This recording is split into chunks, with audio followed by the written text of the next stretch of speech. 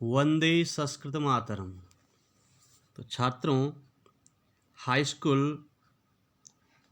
के छात्रों हेतु पुरातन प्रश्नों के क्रम में आज कुछ नए प्रश्न आपके सामने प्रस्तुत है।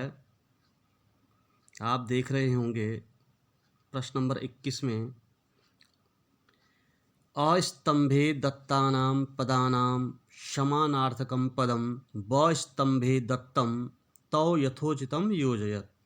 यानी अस्तंभ है और बस्तंभ है, तो इनको आपस में जो समानार्थक शब्द है उनको जोड़ना है या उनके सामने लिखना है। जैसे कलत्रम के आगे क्या लिखा है? नगरम। तो वहाँ पे क्या लिखेंगे हम? कलत्रम के आगे, कलत्रम का अर्थ होता है पत्नी, तो यहाँ पर हम कलत्रम के आगे पत्नी लिख देंगे। अगला है पत्तनम। पत्तनम का अर्थ होता है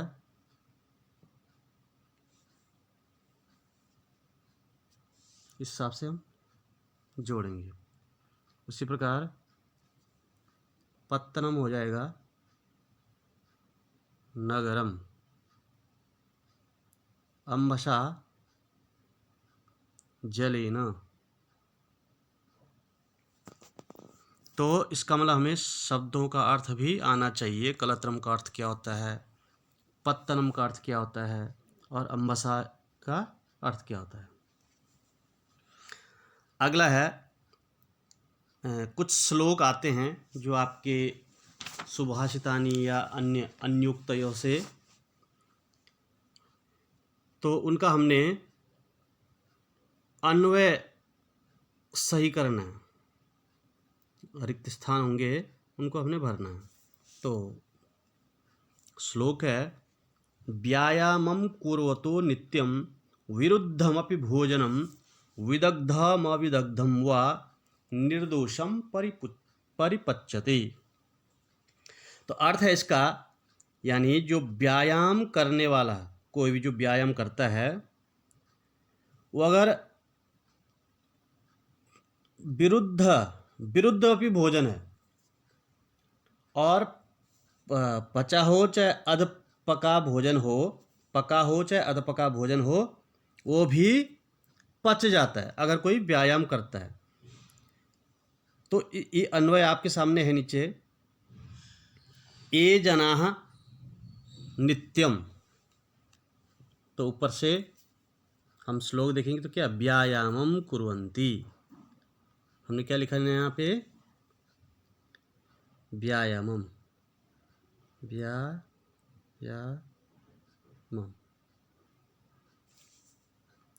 ये जना नित्यम व्यायामम कुर्वन्ति। आगे है तेषाम अनुपयुक्तम गुणहीनम। अब यहाँ हो जाएगा भोजनम, इस स्थान पे क्या लिखेंगे? भोजन शब्द।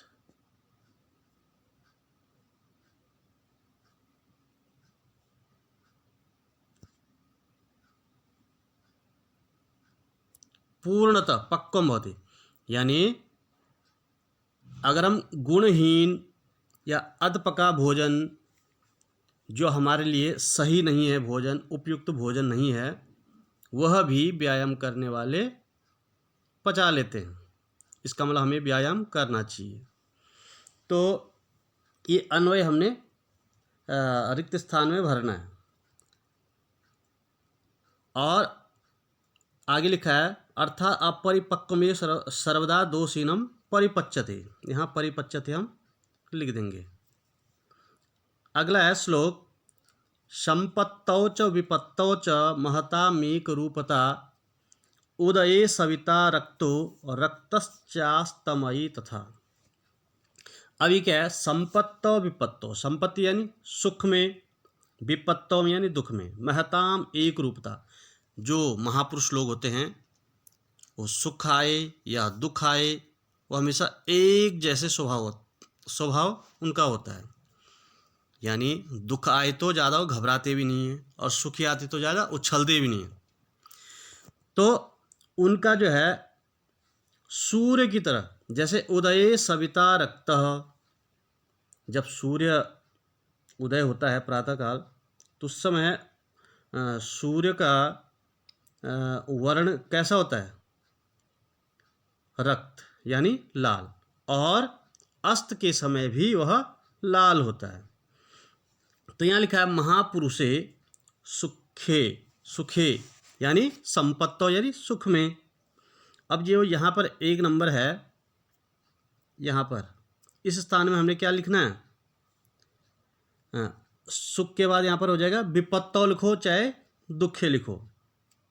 तो ये शब्द जो है विपत्ति, जो ये शब्द है, इसको हमने यहाँ पर लिखना है संपत्तो विपत्तो च संतुलित मना भवन्ति, संतुलित होते हैं। यथा सविता, अब यहाँ पर क्या लिखेंगे हम इस स्थान पर? सविता, सविता यानी सूर्य।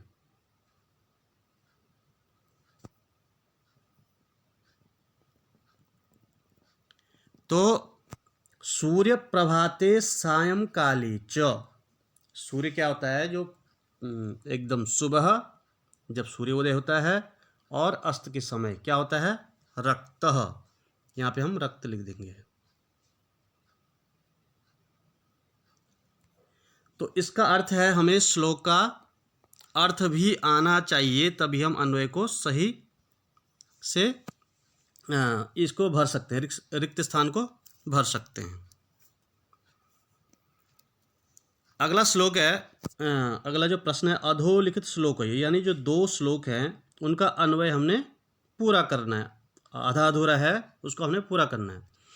श्लोक एकेन राजहंसेन या शोभा सरसो भवेत न सा बक्षसहस्रेण परितस्तीरवासिना, यानी एक राजहंस से तालाब की केवल जैसी शोभा होती है, वैसे हजारों बगुले अगर उस तालाब के किनारे बैठे हैं तो वह शोभा नहीं होती जैसे एक राजहंस से होती है। यानी एकस चंद्र तमो हंति न च तारा सहस्रकम, इसका अर्थ एक ही है, एक ही गुणवान व्यक्ति बल काफ़ी होता है, हजारों मूर्ख नहीं। तो यहाँ पर ये जो अन्वय है इसको हमने पूरा करना है। तो सरसः, सरसः ये लिखा है जो सरसः, यहाँ पर क्या हो जाएगा? शोभा, ये शोभा हमने यहाँ पे लिखना है, और सरसः शोभा एकेन राजहंसेन, एक राजहंस से सरस की शोभा होती है। अब यहाँ पर इस स्थान पे ये जो 2 नंबर लिखा है, यहाँ पर हम लिखेंगे बक सहस्रेण, बक बगुले, जो हजार जो बगुले हैं, सा परितः तीरवासिना। अब न, यहाँ पर हम न भर देंगे, ऐसी शोभा नहीं होती है। तो श्लोक से ही आप देख सकते हैं कि यहाँ पर एक न राजहंसे न, ऊपर वाली अगर इस पंक्ति को देखेंगे तो यहाँ पर एक न मिल गया, राजहंसे न मिल गया, सरस मिल गया, तो यहाँ शोभा नहीं है। तो इस शोभा को हमने यहाँ पे लिख देंगे तो हमारा सही हो जाएगा, यानी कुछ भी हम नहीं लिखेंगे, यानी उसका अर्थ हमें मिलना चाहिए।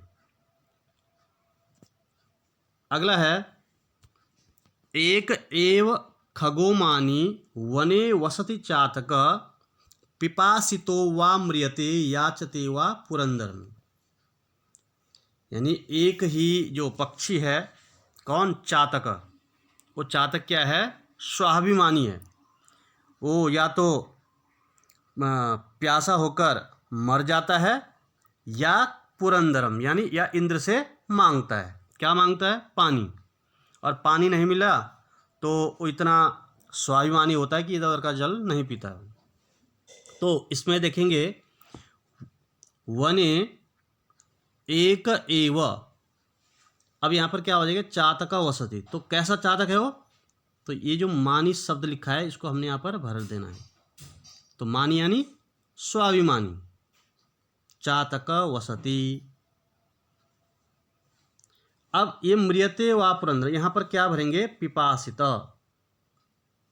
ये जो पिपासित यहाँ लिखा है इसको हमने यहाँ पर भर देना। पिपासितो म्रियते वा पुरंदरम याचते, किससे मांगता है? पुरंदर से, इंद्र से।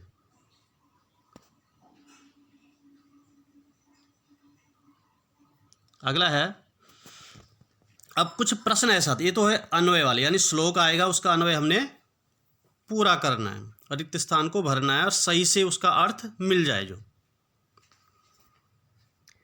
आगे है प्रश्न नंबर 19 देखेंगे। रेखांकित पदम आधृत्य प्रश्न निर्माणम कृत्वा उत्तर पुस्तिकायाम लिखत। यानी हमारे पास उत्तर है, इसको हमने प्रश्न बनाना है। प्रश्न नंबर क में लिखा है उद्याने पक्षिणाम कलरवः मनः प्रसादयति। उद्यान में, बगीचे में पक्षियों का जो कोलाहल होता है, उनका जो चहचहाट होता है, वो मन को प्रसन्न करता है। तो ये तो उत्तर बना है, लेकिन इसका प्रश्न कैसे बनेगा? तो यहां हो जाएगा उद्याने पक्षिणाम कलरवं मनः प्रसादयति। उद्याने पक्षिणाम, तो यहाँ पक्षिणाम की जगह हम इसको हटा के इस पक्षिणाम शब्द को हटाएंगे, तो यहाँ केशाम, यहाँ लिखेंगे हम केशाम। तो केशाम का अर्थ क्या हो जाएगा? किन का। उत्तर हो जाएगा पक्षिणाम। प्रश्न क्या हो जाएगा? उद्याने केशाम कलरवं मनः प्रसादयति। उत्तर हो जाएगा पक्षिणाम मनः प्रसादयति। तो इसके लिए हमें किम शब्द को भी याद करना है। कह कौ के, कम को कान, केन काभ्यम कई, कस्मे काभ्यम केभ्य, कस्मात् काभ्यम केभ्य, कस्य कयो केशाम, कस्मिन् कयो केशु। और स्त्रीलिंग में भी का, के का। अगला है ख, महानगरेषु वैभव संपन्ना जना निवसन। महानगरों में जो वैभव यानी जो पैसे वाले आदमी होते हैं वो निवास करते हैं। तो यहाँ पर प्रश्न क्या बनेगा? या तो यहाँ हमने महानगरेषु हटाना है, ये महानगरेषु हटाकर यहाँ पर हमने या तो केशु लिखेंगे, केशु मतलब कहाँ, क्योंकि महानगरेषु बहुवचन है इसलिए केशु आएगा, या कुत्र लिखेंगे, कुत्र यानी कहाँ। तो राइटिंग पे ध्यान नहीं देंगे क्योंकि मैं हाथ से लिख रहा हूँ। तो महानगरेषु के स्थान पर हमने लिखा कुत्र या केशु, दोनों एक ही बात है। कुत्र मतलब कहाँ, कहाँ वैभव लोग रहते हैं, कहाँ पैसे वाले लोग रहते हैं। तो उत्तर हो जाएगा महानगरेषु। अगला है आलस्यम मनुष्याणाम शत्रु। प्रश्न है, उत्तर है आलस्यम मनुष्य, आलस्य जो है मनुष्यों का शत्रु। इसका प्रश्न क्या बनाएंगे हम? तो आलस्य किन का शत्रु है? तो यह मनुष्याणाम, इस स्थान को हटाएंगे और इसके स्थान पर क्या लिखेंगे? केशाम। केशाम मतलब किनका, कस्य कयो केशाम। अगला, विद्यालयस्य वाटिकायाम पुष्पाणि विकसन्ति। अब यहाँ विद्यालय से शब्द है, इसको हटाएंगे क्योंकि विद्यालय के वाटिका में पुष्प क्या खिलते हैं। तो किसकी वाटिका में? प्रश्न हो जाएगा यहाँ पर किसकी वाटिका में।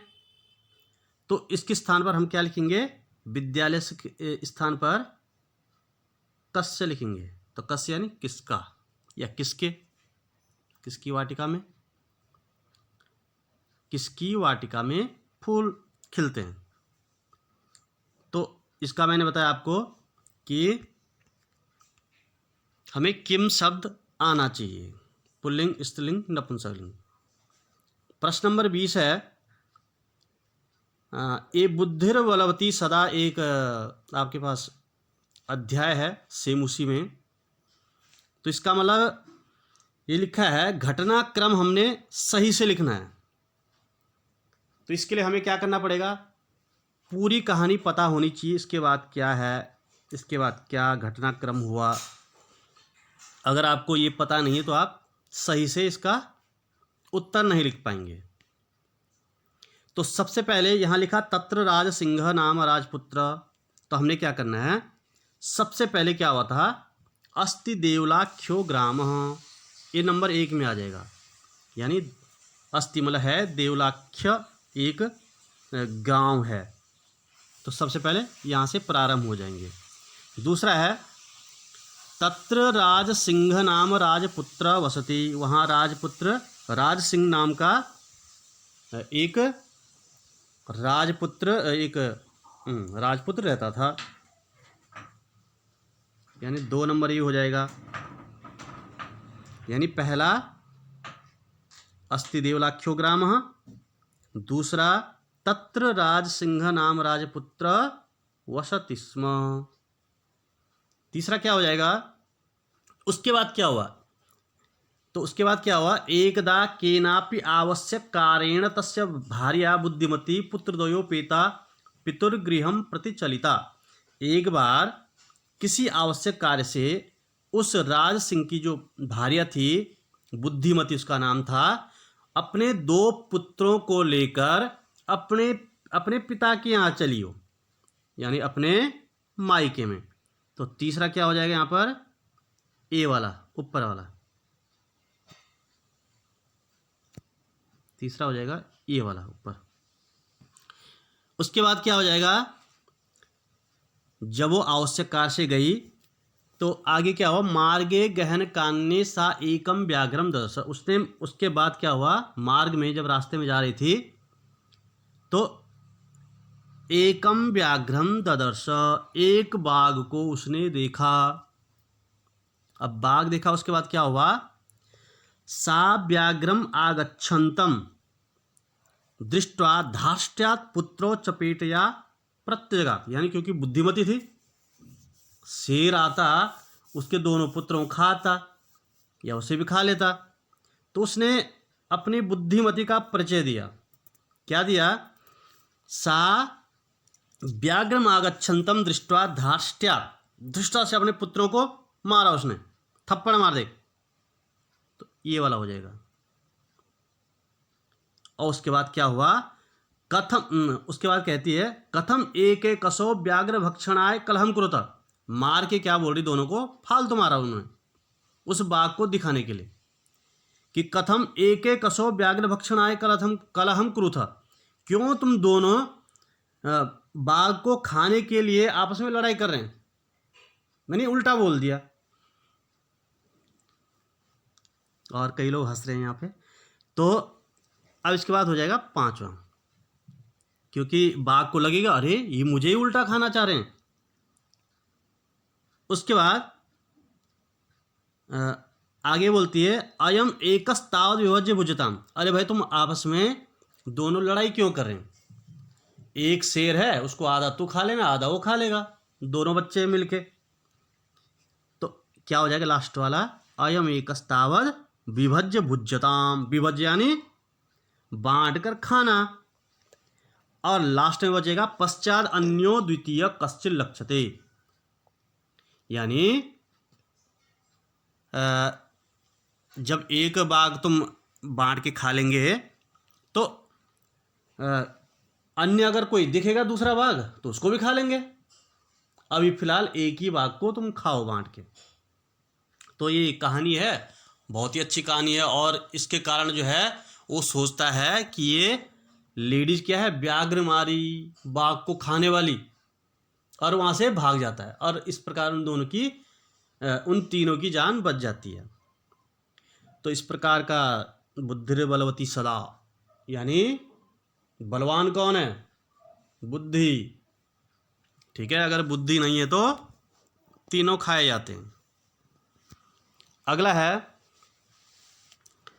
संस्कृतेन वाक्य प्रयोगम कुरुत, यानी संस्कृत में हमने वाक्य प्रयोग करें। भाई पिकः सलिलम दिवाकर, सबसे पहले तो हमने इसके बारे में आना चाहिए कि पिकः क्या होता है।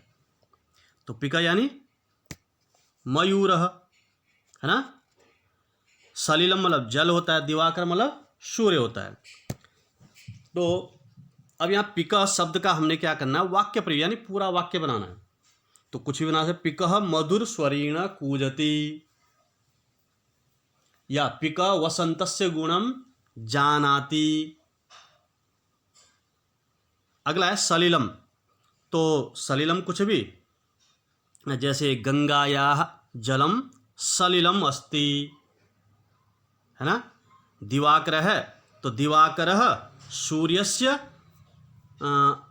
नाम वर्तते या सूर्यस्य पर्यायवाची अस्ति। अथवा दिवाकरः प्रातःकाले उदेति। कुछ भी हम अपनी तरफ से इसका रूप बना सकते हैं। तो इस प्रकार 2013 का ये प्रश्न था, क्योंकि हमने प्रश्नों के बारे में समझना है कि प्रश्न किस प्रकार आते हैं, पेपर कैसा आएगा, तो इस हिसाब से हमने तैयारी करनी। ज़रूरी नहीं कि यही आएगा, लेकिन इस प्रकार का प्रश्न आपके सामने आएगा और इसकी आप तैयारी करेंगे। आगे हम 2014 का देखेंगे, आलस्यम मनुष्याणम, इसको हम